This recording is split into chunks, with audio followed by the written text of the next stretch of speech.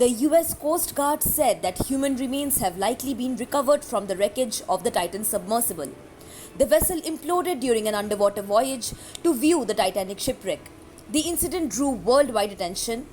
The news of the human remains being recovered came hours after the announcement that debris from the Titan arrived in St. John's in Newfoundland.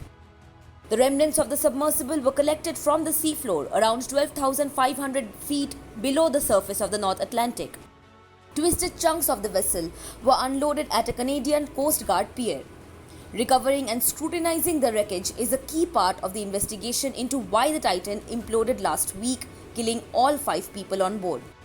US Coast Guard Chief Captain Jason Neubauer said that there is still a substantial amount of work to be done to understand the factors that led to the catastrophic loss of the Titan and help ensure a similar tragedy doesn't occur again.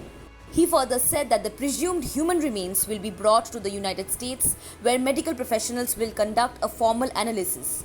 He added that the Coast Guard has convened an investigation of the implosion at the highest level. The Marine Board of Investigation will analyze and test evidence, including pieces of debris, at a port in the US.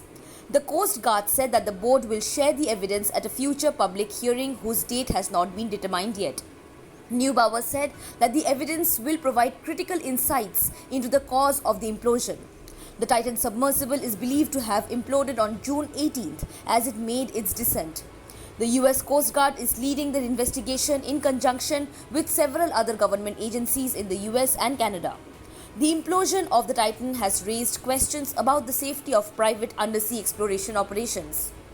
Reports said that the Coast Guard wants to use the investigation to improve the safety of submersibles. Subscribe to One India channel and never miss an update.